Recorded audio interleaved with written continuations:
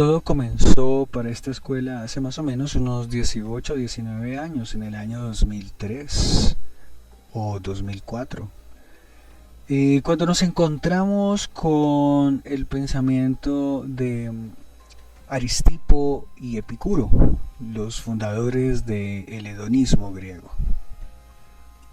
Estos pensadores nos comunican que al hacer un diálogo con la modernidad, el gran problema de los hombres modernos, de esa parte de la humanidad que no es toda, de esa parte de la humanidad que se metió en el proyecto de la modernidad, en la religión civil llamada modernidad,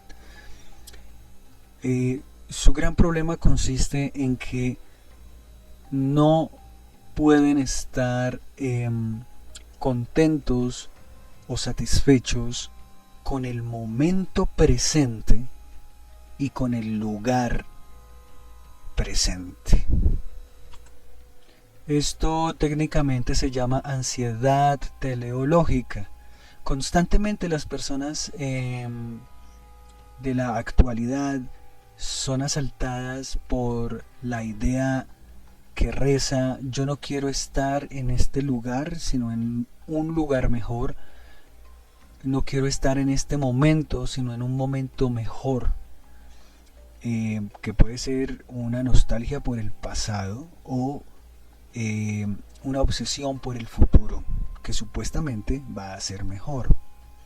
Esto se vincula con el gran problema de la dependencia de videojuegos y de sustancias alucinógenas, que veremos más adelante. Dentro de este escenario, la misión de Aristipo de Cirene y su alumno Epicuro es curar al hombre, al ser humano, de esta enfermedad.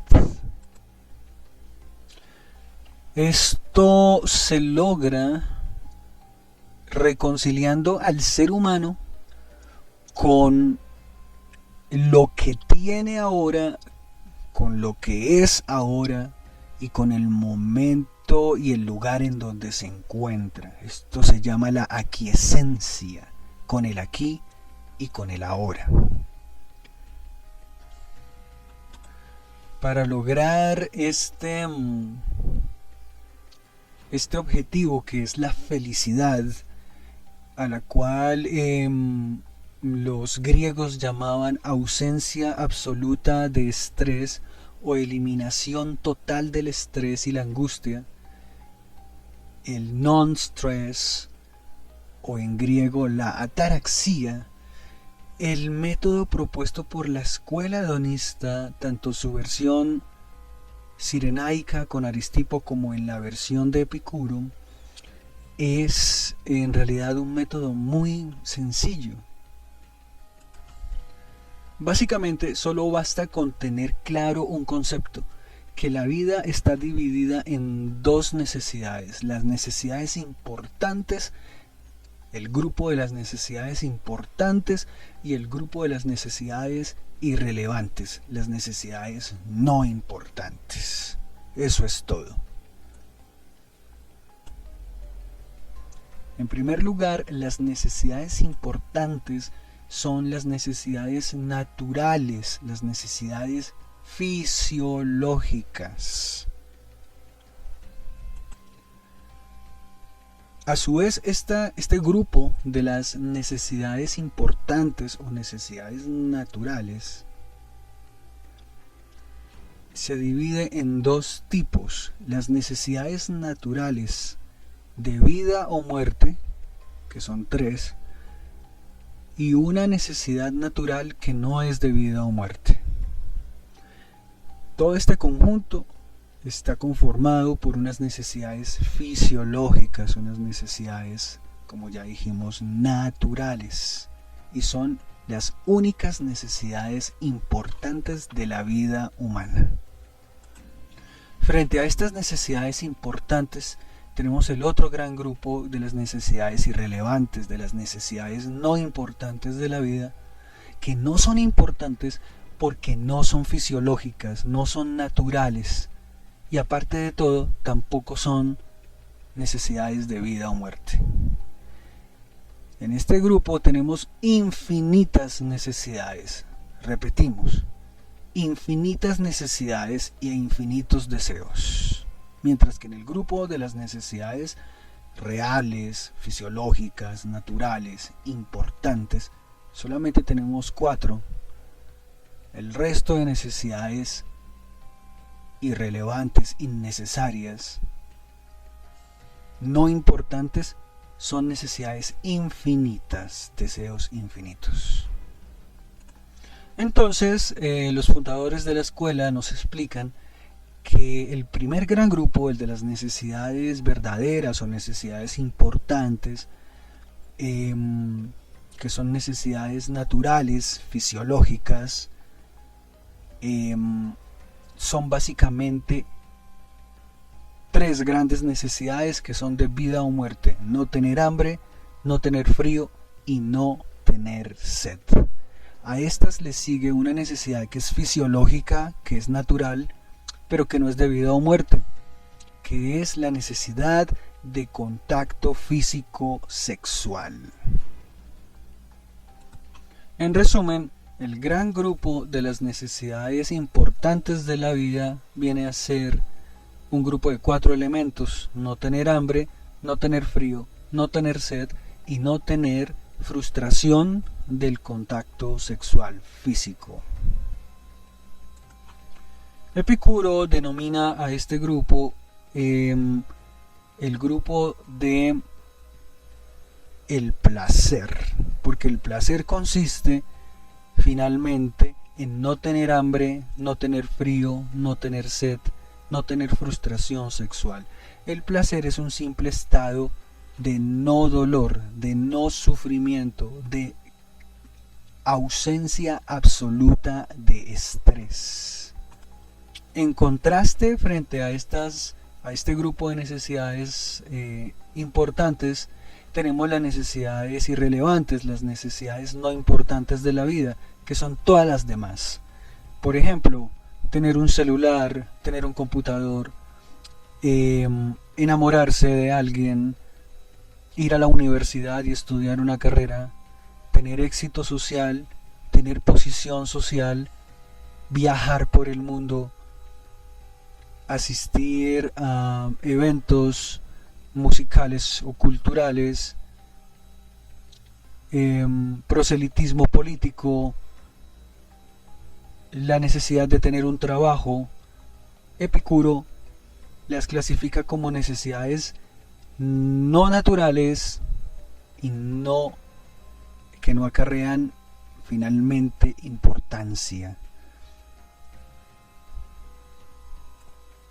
Epicuro se organizó en un huerto con sus hermanos y con amistades amplias, de modo que nunca en su vida tuvo que recurrir al sistema económico que le rodeaba en Atenas para poder comer o subsistir.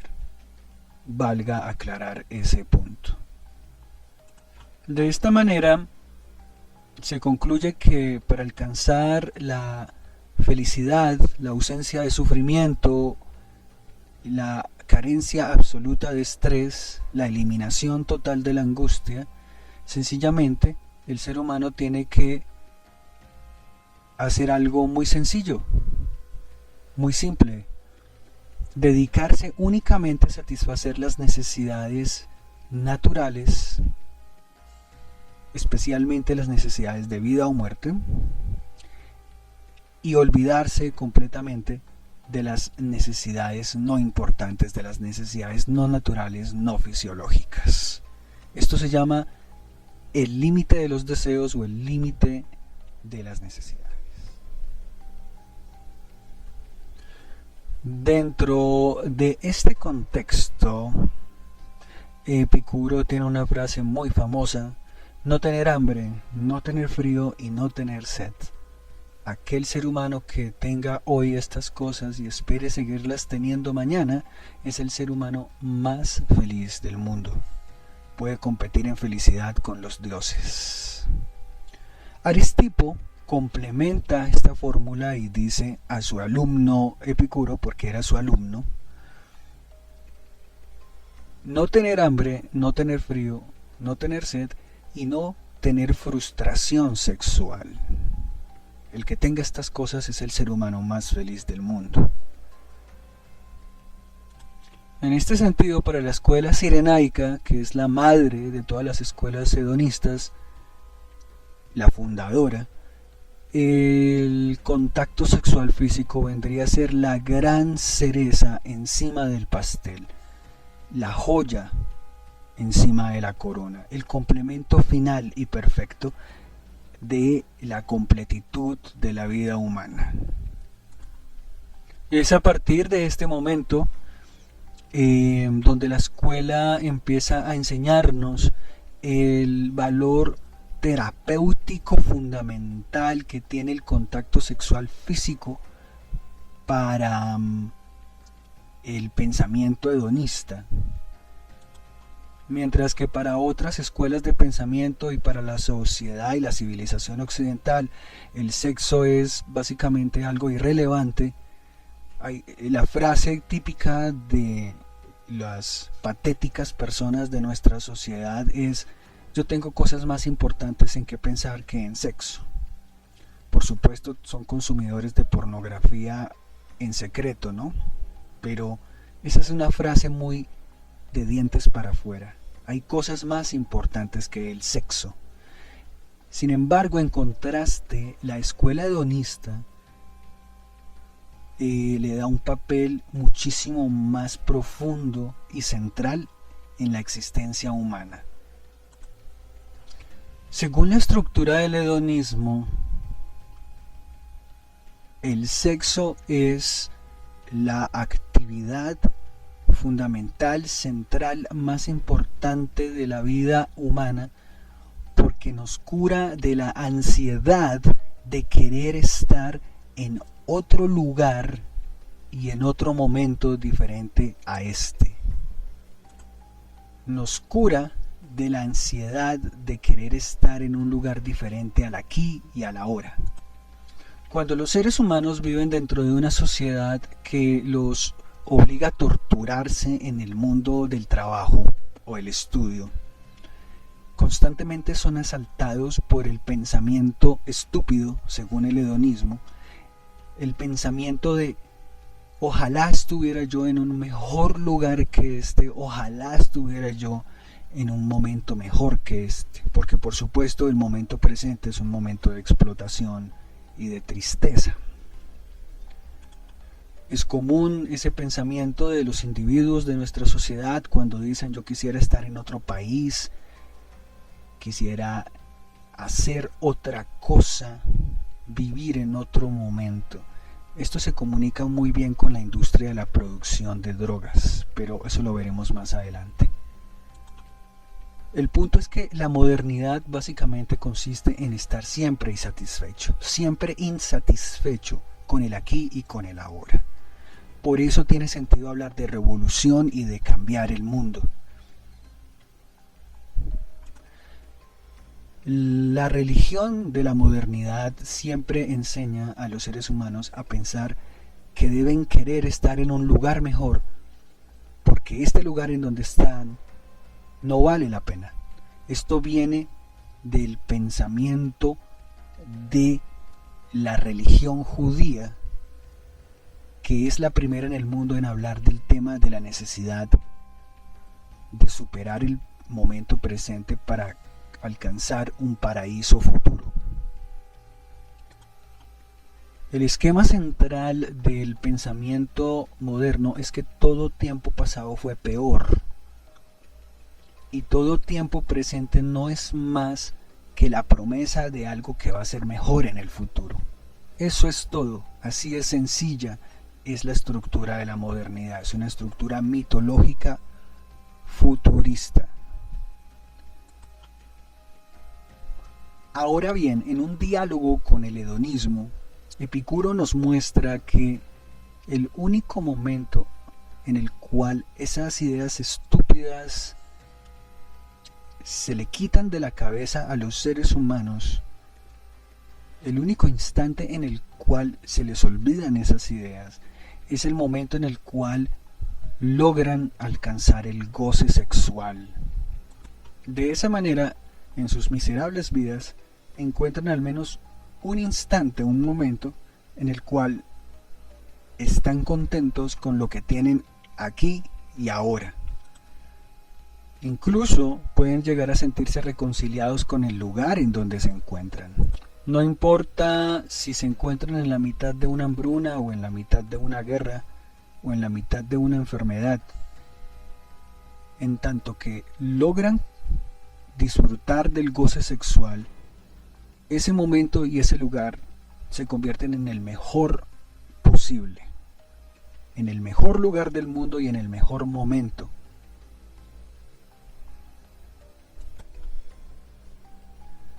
En este orden de ideas, dentro de la estructura de la escuela hedonista, el sexo tiene un valor propedéutico y un valor terapéutico en sí mismo.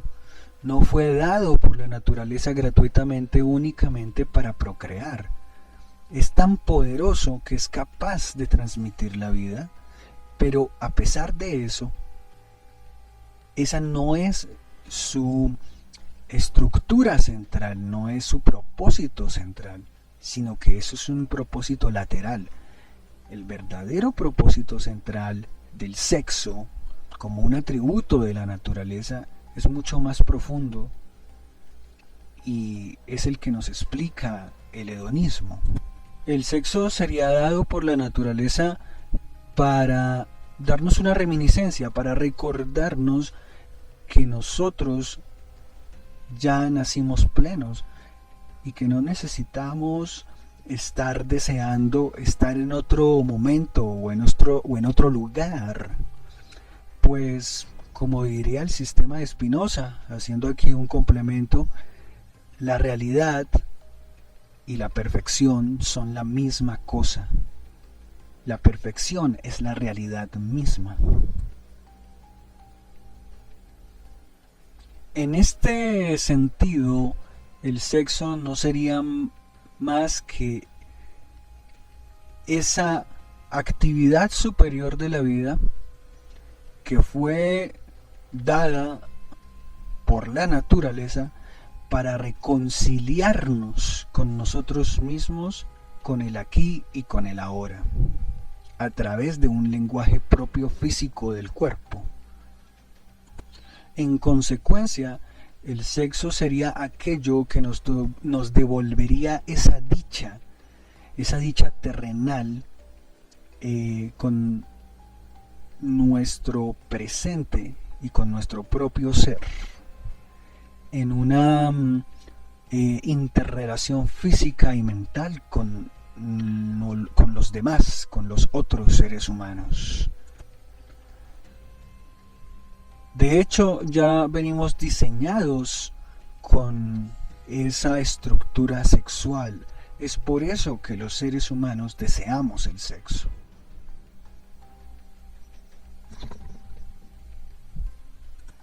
Entonces, a partir de esta explicación podemos entender que para la escuela hedonista, especialmente para Aristipo, el sexo tiene un valor fundamental más importante que el del conocimiento. Y esto es muy importante, porque Occidente siempre ha hecho mucho énfasis en el saber, en el conocimiento, y esto es despreciado por este enfoque hedonista, colocando las cosas en un nivel muchísimo más directo con la naturaleza.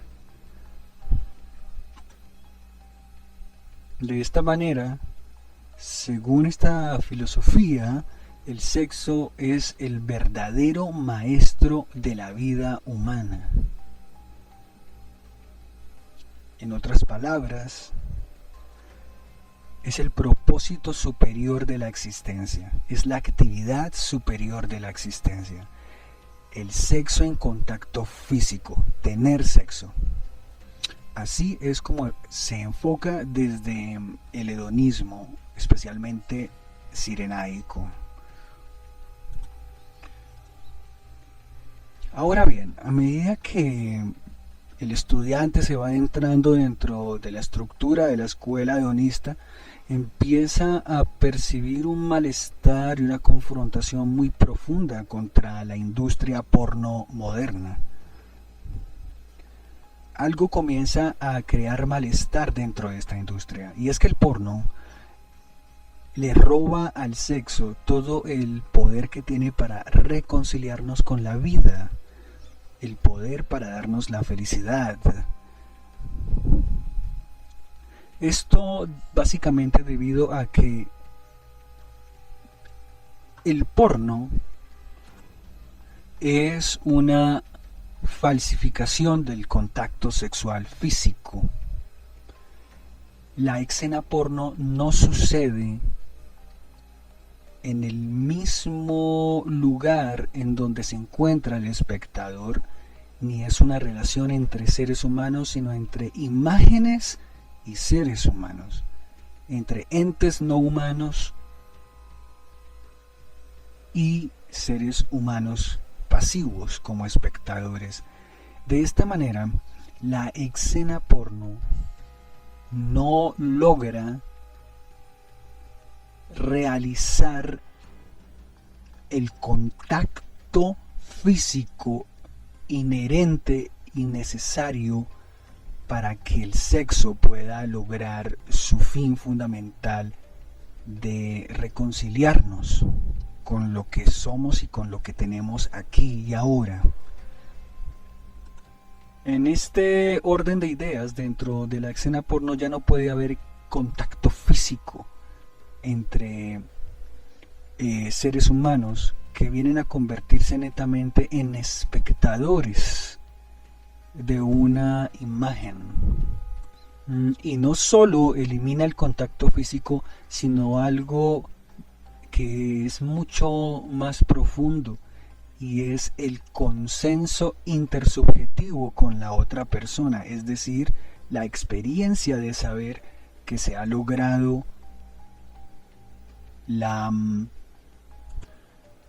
el reconocimiento del otro ser humano para tener contacto sexual con él o con ella. De esta manera, en el porno no hay sexo, porque para que exista tiene que ser participativo, físico y suceder en el aquí y en el ahora. En otras palabras más simples, la industria porno coloca al sexo en otro plano de la realidad que no está aquí ni ahora. Y al colocarlo en otro plano, inmediatamente, automáticamente e inevitablemente, el porno reprime el sexo. El porno se hizo para reprimir la libertad sexual, para reprimir la experiencia directa física sexual. Sumado a esto, los modelos que desempeñan el acto sexual, muy al contrario de sus espectadores, sí lo viven en el aquí y en el ahora, con una tranquilidad y con unas garantías que les permite estar en un estado de total inmersión, hasta el punto que ni siquiera necesitan utilizar condones. Esta clase de privilegio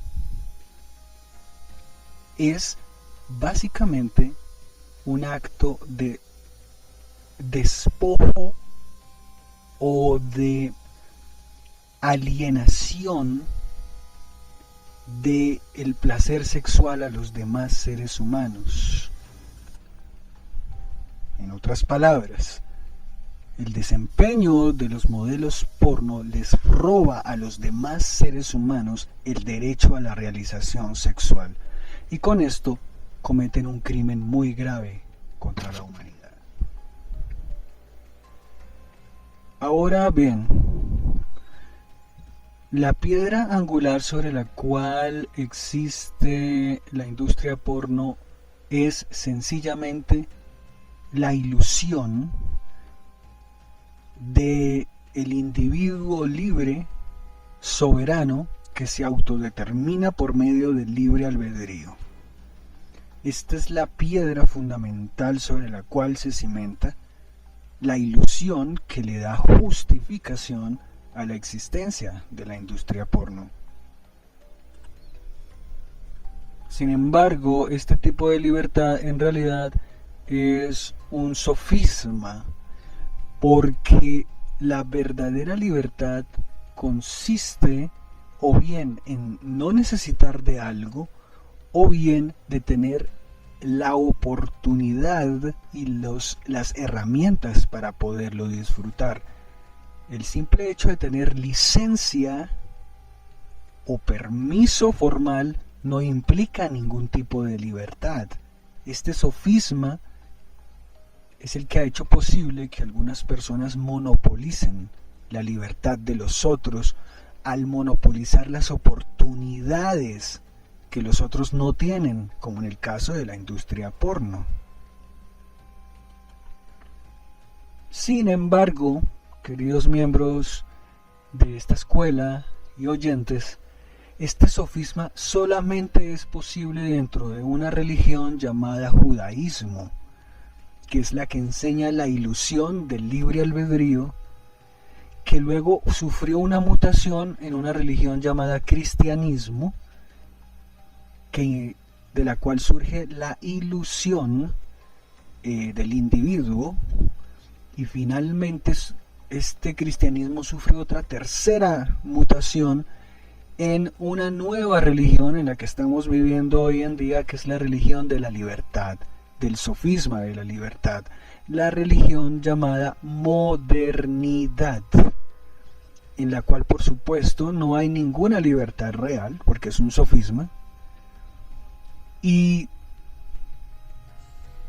una cosa va llevando a descubrir otra, de modo que al comprender el verdadero papel fundamental del sexo como el propósito de la vida, el verdadero propósito de la vida, el contacto sexual físico, nos lleva a descubrir una falsificación y una represión del sexo a través de la industria porno, y esto nos lleva a descubrir el sofisma del individuo y del libre albedrío en el cual se basa la religión secular de la modernidad, la religión civil de la modernidad.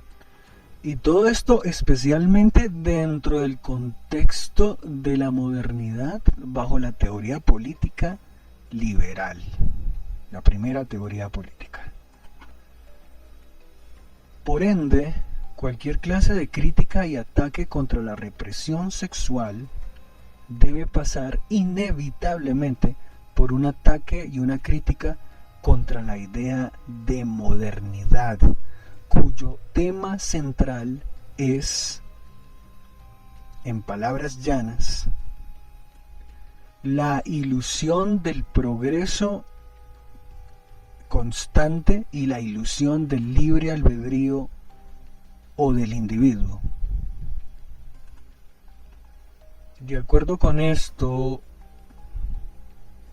si para poder atacar la causa de la actual desdicha humana es inevitable tener que atacar los fundamentos religiosos de el proyecto de la modernidad, necesariamente e inevitablemente, para poder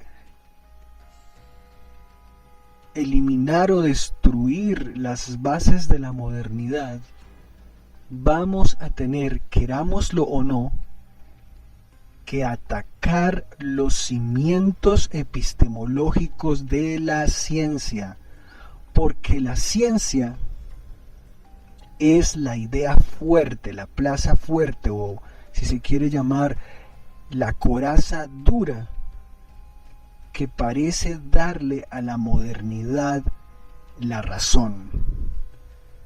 La ilusión de la ciencia, escúchese bien, la ilusión de la ciencia y del progreso de la ciencia es lo que le da a la modernidad el peso para ser creída y para que la gente confíe en su proyecto religioso. Mientras no se ataquen las supuestas, de alguna manera, conquistas de la ciencia y no se critique desde una perspectiva que la muestre como ilusoria, no será posible evitar que la modernidad siga teniendo o generando una inmensa confianza, por supuesto religiosa, que permite que siga de alguna manera destruyendo la vida humana. Entonces, como síntesis, según el enfoque de los fundadores del hedonismo, la causa de la desdicha humana es únicamente, más que cualquier otra cosa, los afectos, en virtud de los cuales los seres humanos pueden ser llevados a sentirse incompletos, a sentirse siempre con deseos de estar en otro lugar diferente de el estar aquí, y otro momento diferente de vivir ahora, de estar en el ahora. En sus desdichadas vidas, el único momento en el cual entran en el estado de conciencia superior, en el verdadero estado de conciencia, o de cordura, si se quiere, en el cual llegan a tener percepción o una conciencia plena de su completitud, de que no les falta realmente nada, es en esos momentos cuando conquistan el goce sexual físico, que es el único momento en sus miserables vidas en el cual se dan cuenta de que no hay mejor momento que el ahora y mejor lugar que aquí, que es el estadio de sus vidas en el cual se reconcilian con el absoluto.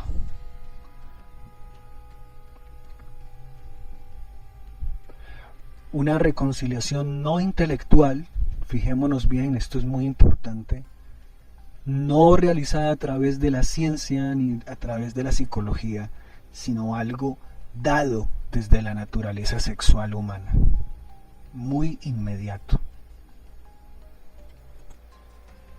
Siendo esto así, y que se debe desarrollar cada vez más la facilidad y la capacidad para que los seres humanos gocen, tal como se hacía en el mundo antiguo, de una vida dionisíaca y orgiástica, enfocada hacia el goce sexual.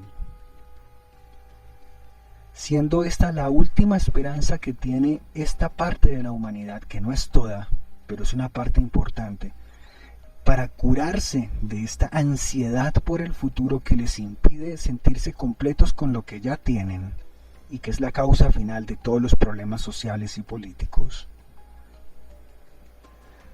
Siendo esto así, el sexo viene a ser la verdadera terapia para la humanidad. Pero no imaginariamente, no virtualmente, sino el contacto sexual físico y consensuado, con múltiples parejas, en una exploración sexual. Pero en este escenario la industria porno desafortunadamente se presenta como el obstáculo que hace imposible que la realización sexual de los seres humanos sea posible, porque la convierte en una realización netamente imaginaria, no real, no física, que no es aquí ni ahora, sino en un plano de fantasía, únicamente posible para unos parásitos que sí la logran en sus vidas, en el aquí y en el ahora, a nivel físico, autodeclarándose como los únicos con el derecho de alcanzar esa realización porque son algún tipo de profesionales o modelos del sexo, siendo que el sexo, al constituirse como la actividad fundamental de la vida de todos los seres humanos, no puede ser monopolizado ni convertido en una profesión de unos pocos. Al hacer esto, sencillamente reprimen la libertad sexual humana y la única esperanza que le queda a la humanidad para curarse de la enfermedad de la ansiedad por el progreso, de la ilusión del progreso, la ilusión religiosa del progreso. En otras palabras más simples, esta industria impide la reconciliación de los seres humanos con el contacto sexual, aquí y ahora. De acuerdo con toda esta línea argumentativa, la recomendación y lo que el devenir natural de los instintos humanos va a terminar produciendo es que aquello que se muestra como algo imaginario dentro de la construcción artificial de la industria porno debe ser traído a la realidad física del aquí y el ahora para una gran proporción de la humanidad en la vida real. No de manera clandestina, sino de manera absolutamente transparente. Por ejemplo, mediante la profesionalización del servicio sexual, es decir, la prostitución, como una profesión, o al menos una actividad técnica del mismo nivel o de un nivel cercano a las carreras como lo son el derecho o la medicina o las ingenierías. Es decir, la prostitución o el trabajo sexual debe ser redimido y convertido en una profesión con todos los beneficios de la ley. Eso por una parte. Por la otra, se debe comenzar a hacer una crítica profunda y sin ninguna clemencia a los valores de la ilustración, de la ciencia, la ilusión de la ciencia y la ilusión del proyecto de progreso y de la modernidad. Para esto, como dijimos antes, la ilusión del desarrollo, del crecimiento y de la ciencia deben ser enfocadas y estudiadas por generaciones jóvenes que están comenzando a aparecer como verdaderas ilusiones religiosas, como religiones seculares, es decir, verdaderas sectas o cultos religiosos que producen un estado de enfermedad consistente en una ansiedad patológica por el futuro. Así de simple. Y por lo que está en otro lugar, que le impide disfrutar plenamente a los seres humanos de lo que tienen, de lo que son, para siempre sentirse incompletos, ambicionando algo que está siempre más allá. Estamos hablando de una enfermedad que debe ser denunciada y criticada.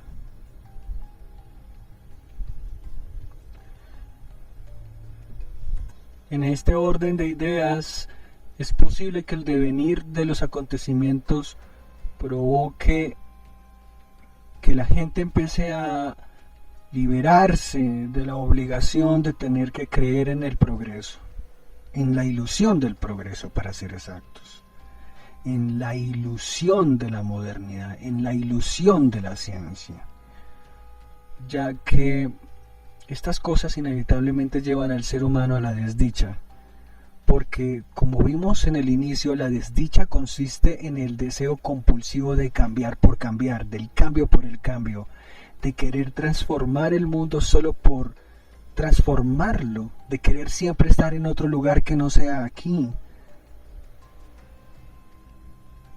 Y de este modo, la recuperación del ser humano, la curación del ser humano,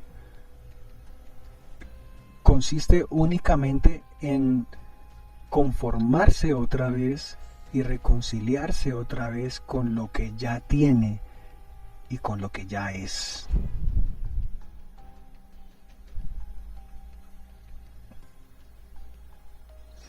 De acuerdo con la estructura del pensamiento hedonista, la realidad y la perfección son la misma cosa. La realidad es la perfección misma. Desde el momento en que nacimos plenos y no necesitamos de ninguna manera de la ilusión del progreso, sino que necesitamos volver a tener conciencia de nuestra plenitud. Esto se resume en una frase de un pensador antiguo llamado Parménides o Parménider, que nos enseñaba, y también es uno de los originarios, fundadores del hedonismo de una manera muy indirecta, que enseñaba que el ser humano ya es feliz y ya ha progresado. Ya somos felices y ya hemos alcanzado el máximo progreso posible. El único problema es que no nos hemos dado cuenta de ello. Para que volvamos a tomar conciencia de que ya somos plenos, el papel del contacto sexual físico y su facilitación es algo fundamental, y por eso la industria porno es algo que debe ser superado y destruido, y la única manera de destruirlo es colocándole un competidor que le produzca mayor satisfacción en físico a los seres humanos y no en un plano imaginario. Muchas gracias. Epílogo. Muchas personas podrán decir que es imposible afirmar que la realidad es la misma perfección, o que ya somos felices si no nos hemos dado cuenta. Para esto quizás debamos utilizar algún tipo de analogía. Es lo mismo, o es el mismo caso de aquella persona que un día, después de haber vivido con todo su cuerpo completo, sufre un accidente y pierde los brazos o las piernas. O una persona que ha vivido con un ser querido durante muchos años y lo pierde.